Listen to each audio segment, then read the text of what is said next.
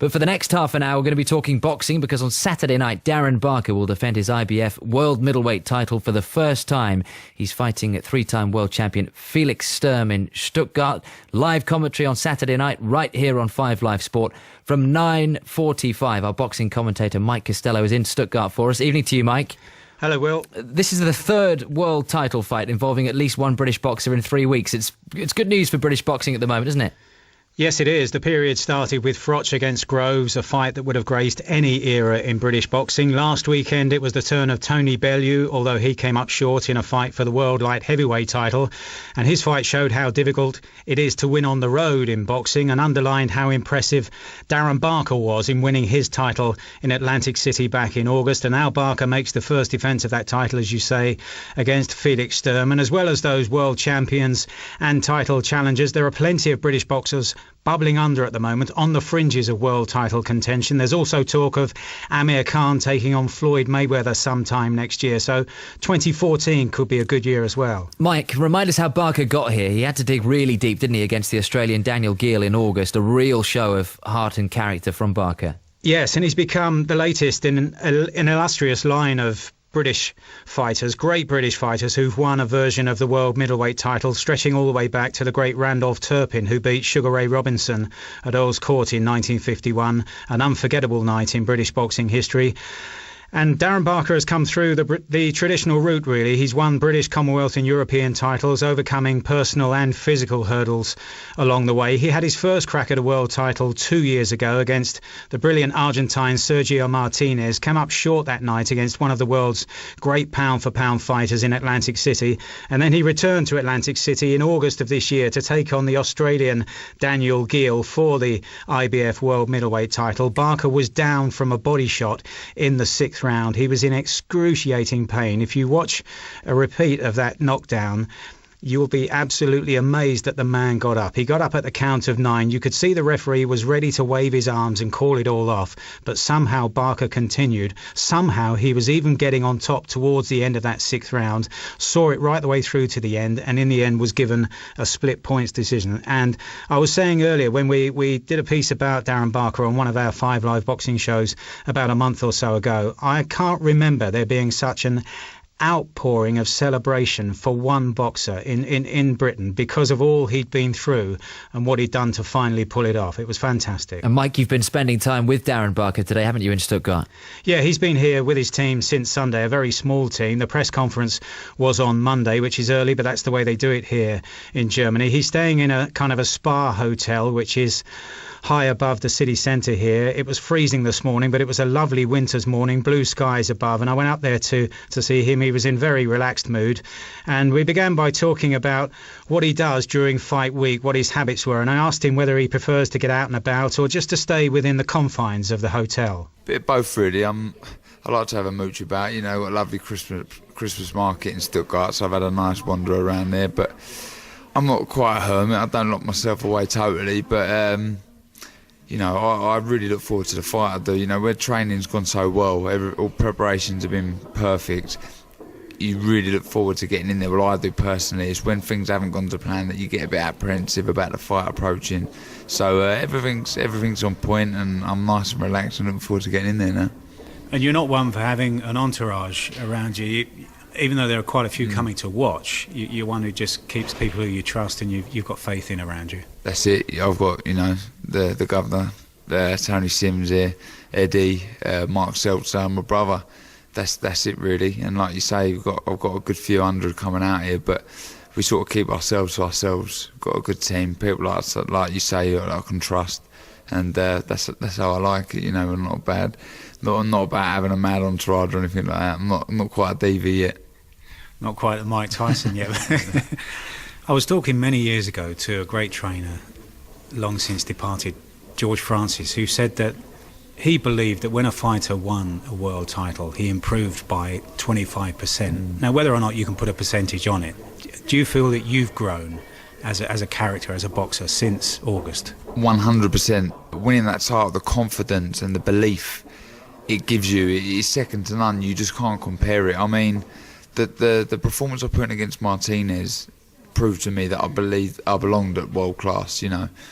and it gave me a sense of self-belief that I didn't have. But comparing that to actually winning the title, there's no comparison. I mean, the belief it's given me and the confidence, like I say, it is amazing. I feel like a world champion, and I'm acting like a world champion, and I go into this fight now, full of confidence, and I can't, I'm looking forward to a long reign as being champion, and I totally agree with that. It does give you an extra percentage by how much is hard to gauge, but I can say, sitting here now, I'm absolutely buzzing and beaming. You say there you're looking forward to a long reign. Having got to the mountaintop, for some fighters, motivation is then difficult to find. Has it been that way for you? Well, I'd be lying if I had to reevaluate my goals, and sit down and think about what you're doing it for, because it's not like other sports. This really is hard work, It's not just the fight, the training. It's brutal. So you need to sit down and think, right, you've achieved your ultimate goal, which it was, as a kid. You sit out. I remember having posters on my wall, world champions, and thinking I would love one of them world titles, and I've managed to do that now. So I've had to sit down and think, right, what am I doing it for? And I've got a little daughter, fiance, and through my success, financially, I can give them everything they want, and I'm as hungry as I've ever been. I can honestly say that. And going back to the previous question about the confidence and the belief, I'm proud to be world champion, and I'm looking forward to a long reign as champ. When you talk about you used to look at posters on the wall, is it your ambition that one day youngsters will look at posters of you on the wall? That you've made that kind of impact in the sport? That would be nice. You talk about legacy, and I'm only, it's only my first defence, but I suppose coming out to Germany, fighting one of their great champions, fast tracks a little bit of legacy, if you like. I won it abroad, and I'm defending it, my first defence abroad. And to have kids, I still find it now quite strange when kids come up to me and they want your autograph and they want photographs, because I remember it seems only yesterday that I was one of them, going up to my heroes and people I looked up to. And if I have any impact on a kid's career, it really does make me feel proud, and it, it's humbling. And fast tracking the legacy, as you say, it does help that you're boxing away, and not only away, but in your opponent's backyard. And people like John H. Tracy, Ken Buchanan have won titles away from home in the past. And I think there is a general recognition that it's so much more difficult on the road. It is. But, when you're chasing your dreams and your goals, you'll do anything. And when, obviously, going back to Gill fight, when that was offered, we would have gone anywhere. I wanted that title so badly. And the same now. I mean, talking about reevaluating goals and whatnot. Now I've won that title, you think about my reign and my legacy for the future. And like I say, coming to Germany, it all just seemed fitting. Obviously financially, it was an unbelievable payday. But I was equally thinking as much as fast tracking some legacy and coming out here fighting a German great, if you like, does help achieve that. And it was a no-brainer coming out here, and to be echoed, my name mentioned, the likes of John H. Tracy, fighting for Repton, even former world champions, is a real buzz. Mike Costello, our boxing commentator, is still with us. And Mike, is Darren Barker, do you think, taking a risk here in travelling to Germany for this first defence of his title? Well, it's a case of risk against reward. He's being very well paid, reported to be very close to seven figures. And that kind of earning power, is held by very few sportsmen and women in Britain at the moment, outside of a Premier League footballer. Look at how many sportsmen and women in Britain would have earned that kind of money, not only across the year, but in one single fight, as Darren will on Saturday night. So he believes it's a risk worth taking. Also, he looks at the quality of the opponent in Felix Sturm, who's 34, and now will really have to raise his game above the form he's shown in the last couple of years. But, as I was saying to him earlier today, there is an intensity about Felix Sturm at 34, knowing that over the other side of this particular hill is really an exit from the sport. And he knows that that's the case, and so he might be able to just galvanise himself and reproduce some of that form of old, which has taken him through 19 world title fights. But Darren Barker has got everything he needs here. He's as strong as Sturm, he's as fit as Sturm, and he's got all the ability he needs. He's got more variety than Sturm. So this is a good fight for him in so many ways, and it's well worth the risk. Mike, stay with us. We'll hear from Felix Sturm himself shortly, but we've been joined, delighted to say, by Eddie Hearn, who's Managing Director of Matchroom Sport and promotes Darren Barker. Eddie, thanks for joining us. Hi, guys. What kind of a character is Darren Barker? We just heard his interview there with Mike. He seems very relaxed on the eve of the fight. You know him very well. What's he like? He's a very straightforward guy. I'll be honest with you, he's sitting about 2 feet away from me at the moment, actually. So you can't, there he is. Stick him on. Go on. You can't even dish the dirt if he's that close. On a Thursday night, before the weigh-in, it's just sort of that this is the big boredom day for any fighter, and he was just sitting on the sofa watching snooker, and he was telling me how interesting it was, and then he said, "God, I'm bored, aren't I?" So he's very straightforward. He's one of the lads, and works hard at his profession. He knows what he wants out of the game, more so now than ever. I think he's matured a lot over the last few years and been through a lot in his life and his career, and he's now at a stage where everything's very, very simple. Get in there, do a job, get paid, keep the belt, and keep this journey rolling. And in terms of his boxing ability, Eddie, he's come a long way, hasn't he, since that boy who won gold in Manchester at the Commonwealth Games in 2002?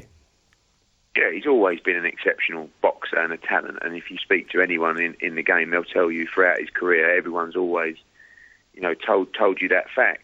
He's had his problems with injury, and it never really let him achieve what he could have done probably 2 or 3 years ago. And going into the Sergio Martinez fight, that was a huge ask. He was taking on, at the time, one of the pound-for-pound best in the game, and easily the best middleweight in the game. And he gave him a brilliant run for his money before ultimately, losing the fight. But really, even going into that fight, he had his injury problems. He had 2 hip operations, came back, and the change really when he came back and fought Kerry Hope, it was like a new man. It was like he'd been through all these setbacks, and it was just time to get moving. And he knew where he wanted to get to and what he had to do. And people have seen, a lot of variety from Darren Barker. People used to think he was a slickster, and he'd go in there, and then all of a sudden he's going in there and toughing it out and knocking people out. And then you saw him in the Gill fight, go in there and basically just tough it out and go toe-to-toe with him for 12 rounds. But there's a lot of variety to Darren Barker. He's so versatile as a boxer. He can fight any way he wishes because he's that intelligent in the ring. We know what we're going to get from Felix Sturm. I don't think we're going to get too many surprises.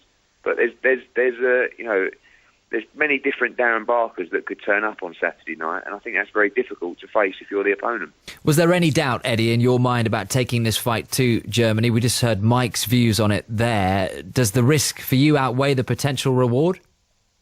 Yeah, I mean, there's many reasons for taking the fight in Germany. The first and most obvious, and actually most important, is the financial side. Darren Barker's, a year ago, we thought he was probably going to retire from the sport. Now he's world champion. And the first thing that I want for any of my fighters is that when they've retired one day down the road, they look back with all their house paid off, and they've got a lovely living and a few quid in the bank, and they turn around and say, "What a great career I've had, thanks for all your help." That's the most important thing for me. Of course, it's about legacy, it's about keeping hold of your belts as well. But the deal was so good, and when I was able to negotiate, 1, a rematch clause, which I don't think we'll need anyway, 2, neutral judges, and obviously 3, a huge pay packet for coming here, it was a no-brainer. I sat down with Darren and his manager, Tony Sims, and it didn't take a minute to decide. Because there's a lot to be said about coming to someone's backyard, like Felix Sturm, who is a former middleweight great, and beating him, and how good that looks on your resume when you look back. That's how you get remembered as a great fighter and a great champion. And, we've got plans beyond this. I mean, it's my job to look 2, 3 fights ahead for Darren Barker, and we've got audacious plans for huge shows in the UK. But Felix Sturm's the mandatory. He's got the huge weight of German TV money, which is huge.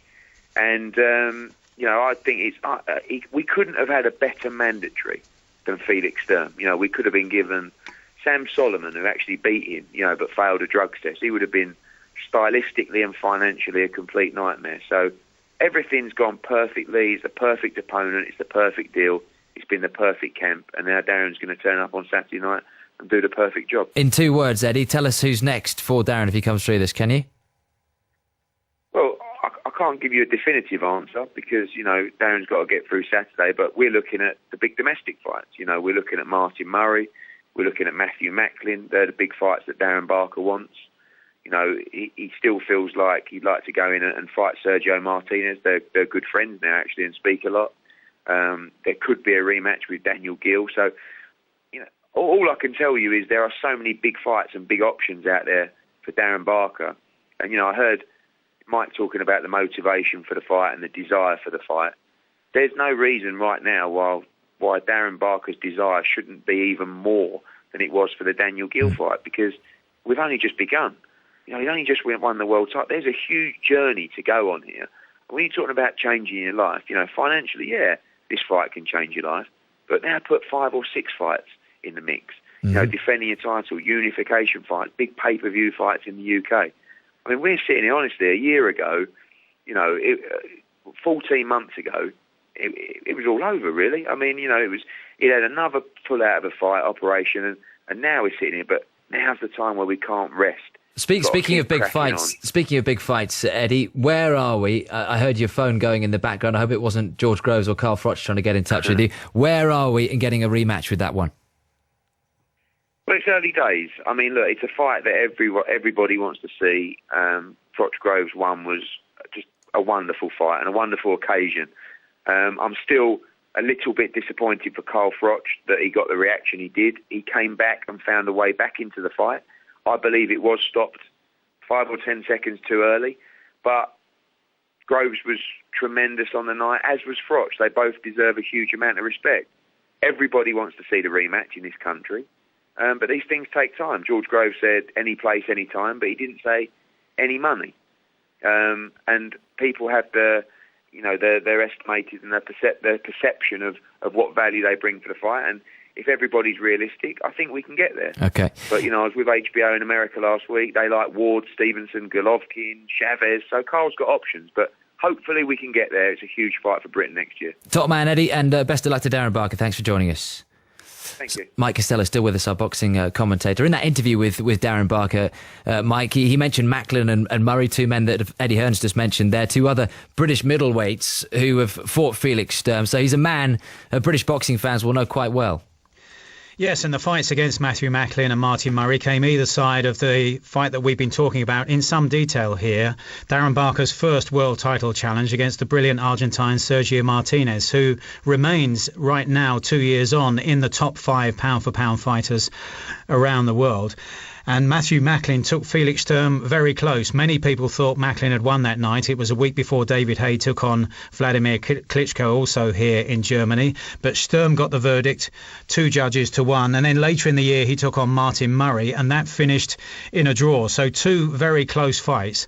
But the draw against Murray, and then a later fight, which Sturm lost against Daniel Gill, the man that Barker went on to beat for the title, both fights finished in points and went to the judges. One of them ended in a draw, and the fight against Gill for Sturm ended in victory for Gill. And that's why Darren Barker and Eddie Hearn are not as worried as they might have been 3 or 4 years ago about the potential for crooked judging here in Germany. The old phrase used to be, as it was in many European countries, you had to knock them out to get a draw. But it seems a lot fairer now than it has been for some time. Right, let's hear from the man who Darren Barker faces. Felix Sturm has the chance to make history in Stuttgart on Saturday night. We have the opportunity to become the first German 4-time world champion. A great fight, a huge fight for us, a huge fight for Germany. We will have 8,000 German fans. I believe there will be a fantastic atmosphere in the arena. You've already boxed against Matthew Macklin and Martin Murray, which we know a lot about. How would you compare Darren Barker to those 2? Oh, he's a total different fighter. I mean, Matthew Macklin is a guy, he goes just forward. He's a small guy for a middleweight. Darren Barker is a big guy like me for a middleweight. Martin Murray is also a great fighter, but he's a guy who looks more to be safe. He hits 2 or 3 punches, and he's again in the defense. It's difficult to fight Martin Murray. Both fights it wasn't my best performance, especially the Matthew Macklin fight. If they give the decision to Matthew Macklin, it would be fine for me. A draw would be fine for me. No, my total focus is on Darren Barker. It will be one of my biggest fights, and I believe this will be also a new experience. I know he's confident. I know he's now a new world champion. That gives you a lot of confidence. But I believe in the first or second round I can break his confidence. Now, a lot of people over here, Felix, still remember you for all your successes as the man who lost, unluckily, against Oscar De La Hoya. How much of that still hurts for you? Oh, to be honest, it doesn't hurt. Of course, in the first moment after the fight, I was really disappointed. But everybody know Oscar was the biggest cash cow in this time. And if he lost, the whole business lost. HBO lost, Oscar, Bernard. And I know boxing is also business, but that's a part of the business, and I have to live with it. After the fight, I become a big star in Germany. I signed a new contract. Now I have my own promotion. Now I'm a big star in Germany. I earn very, very good money. And thanks to Oscar and thanks for the decision. So a defeat actually made you as a star? Yes, absolutely. Looking back at that fight 9 years ago now, what is the Felix Sturm now like compared to the boxer of that time? Oh, well, especially in the last 18 months, I'm much, much stronger. I learned so much, especially in the fight against Daniel Gila. I was ill, I have bronchitis. But in my opinion, I beat him. And now I'm a different fighter. Now I'm much, much stronger than 1 year ago. So you're saying that at 34, you're better than ever? I'm much, much stronger than ever before. I'm much, much smarter than ever before. I mean, look at Joe Calzaghe. His prime was between 32 and 36. In his last two fights, he beat Hopkins at age of 33 or 34. He beat Mikkel Kessler. He beat so many great fighters when he was older than 30. Darren Barker is now 31. He won his first world title. He's confident, and he has a big pressure because he wants to stay as a world champion. He wants to leave Germany as a world champion, and the pressure will be big. He says in the press conference, no, I have more experience. Of course I have more. I have 20 title defenses totally. I have so many world championship fights, and I exactly know what I have to do in the ring. Felix Sturm speaking to our boxing commentator Mike Costello. Commentary of Darren Barker against Felix Sturm on 5 Live Sport from 9:45 on Saturday night. And Mike, he mentioned Oscar De La Hoya there. 2 questions in one. Your memories of that fight, and has he beaten Darren Barker, any of the great fighters in this division? Well, that fight against Oscar De La Hoya was a highly controversial fight. I thought Sturm won. Many people at ringside won, but the decision, a close one, went by unanimous verdict to De La Hoya. That was back in 2004. 3 years later, Felix Sturm won back the title, made 12 successful defences, and has become a huge sporting star in these parts. I mean, this fight at the weekend, as is a lot of boxing in this country, where it's thriving in a way it isn't in Britain in terms of its TV coverage, is on terrestrial television. Most of Felix Sturm's career here has been played out on terrestrial TV. He regularly gets 40% share of the audiences here, and that's why he's a massive star, and that's why he's been able to generate the kind of money that's tempted Darren Barker to come over here rather than defend in London. Elsewhere, Mike, Joe Calzaghe's been inducted into boxing's Hall of Fame. That 46-0 record, stunning, isn't it? It's looking more impressive, though, as time goes on. Yes, the stipulation is that a fighter has to be retired 5 years before he can be inducted, and that's up last month. And so Joe Calzaghe is in at the first time of asking. He joins 4 other British fighters, only 4 others who've been inducted: Randolph Turpin, Barry McGuigan, Lennox Lewis and Ken Buchanan. Also in with him this time, coincidentally, is Oscar De La Hoya, but Calzaghe is rewarded for that remarkable record, 46 without defeat, more than 20 world title fights, great wins against Mikkel Kessler, Jeff Lacey and Bernard Hopkins. Nights never to be forgotten, and now he's got this special place in history. Thanks, Mike. So Mike Costello with you on Saturday night. Commentary of Darren Barker's world title fight against Felix Sturm. You heard from both of them there, live from Stuttgart, 9:55 on Saturday night on 5 Live Sport.